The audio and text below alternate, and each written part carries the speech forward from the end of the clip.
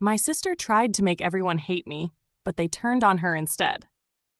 Growing up, my sister and I looked nothing alike. I was the quiet one with average looks and good grades. She was the loud one, the pretty one, the one everyone adored, at least at first glance.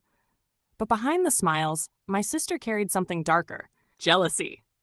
I didn't understand it at first. How could she be jealous of me when she was always the one getting compliments, winning popularity contests, getting all the attention from relatives? But over time, I began to notice something strange.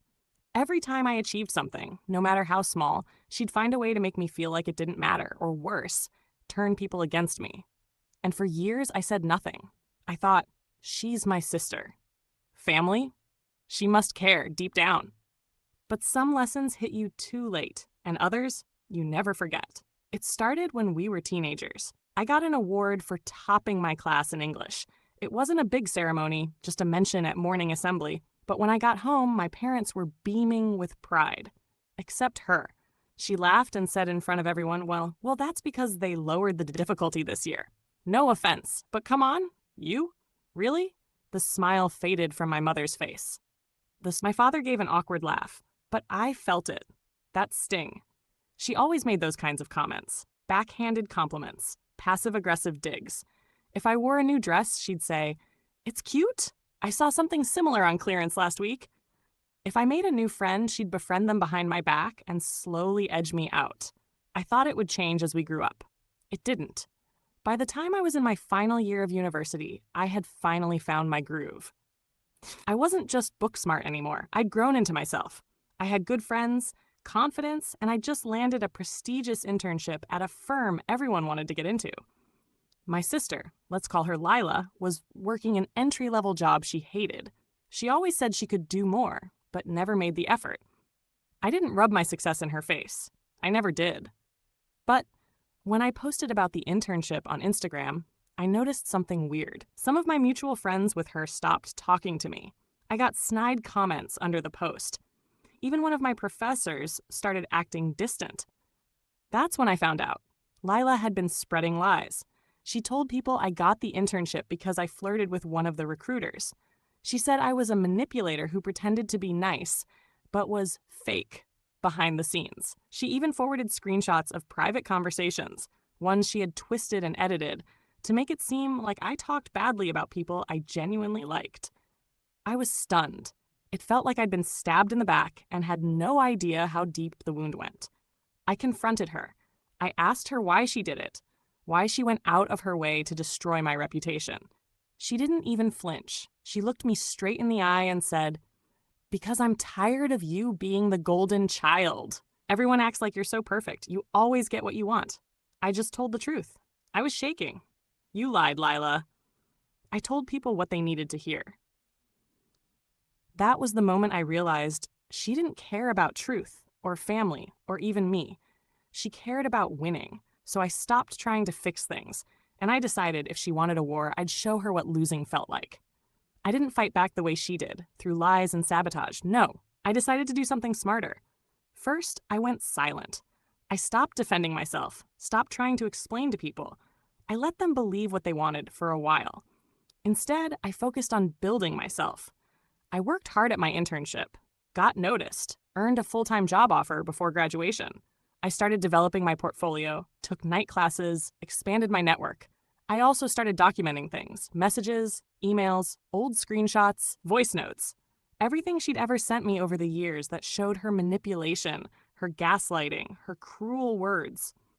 Then I made a quiet little folder on Google Drive, labeled Shosh, in case she tries again.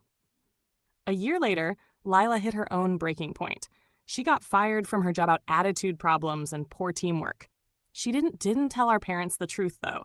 She said the company was toxic and that she quit. But here's the twist. One of the people she had lied to about me, he ended up working in the same industry. And guess who he reached out to when Lila applied for a position at his company? Me. He messaged me and said, Hey, I just realized your sister applied here. I know we had that weird fallout, but was all that stuff she said about you even true?" That was my moment. I replied with one link, the Google Drive folder. He read everything. He didn't just refuse to hire her. He showed HR what she'd done. She was blacklisted across 3 connected firms. After that, things began unraveling quickly for her. More people started seeing through her act. The same friends she turned against me, they began reaching out, apologizing. One of them said, "I believed her because she was always the loudest, but now that I look back, you never said a bad word about anyone." Slowly, my reputation started healing. And hers? It was tanking. Worse, she didn't know how it was happening. She thought people were just being jealous or cold. She blamed everyone but herself. She started going on rants online, long, angry posts about fake friends and backstabbers. But the more she spoke, the more people saw her for who she really was. The final straw came at our cousin's wedding. Lila tried one last time to humiliate me in public. She stood up during the reception, in front of everyone, and sarcastically toasted me, saying, "Let's raise a glass to the one who can do no wrong, the perfect one. Must be nice to be everyone's favorite." The room went dead silent. My uncle, who rarely spoke at family gatherings, stood up and said, "Lila, sit down. We've all had enough." And people clapped. Not for me, but because someone finally told her off. She stormed out. And I stayed seated, smiling quietly, surrounded by people who finally saw the truth. Lila and I haven't spoken in over a year now. I've heard she's still struggling, bouncing from one job to another, unable to form lasting friendships, constantly posting cryptic things about toxic people. As for me, I'm thriving. I have a stable job, great friends, peace of mind, and a life that I built with honesty and hard work. People trust me now, not because I forced them to, but because over time, the truth revealed itself. I didn't need to destroy her. She did that to herself. All I did was make sure people had the chance to see it. And in the end, the person who tried to make everyone hate me, she ended up alone. People ask me if I ever miss her, if I ever wish we could be sisters again. Sometimes when I see old pictures, I feel a pang of sadness, a version of life where we could have grown up as allies, not rivals, where she loved me as a sister should. But that's a fantasy. The reality is, some people will hate your light no matter how kind you are. Some people will resent your happiness, your peace, your growth, because it reflects everything they refuse to work for. I forgave her, quietly, not for her sake, but for mine.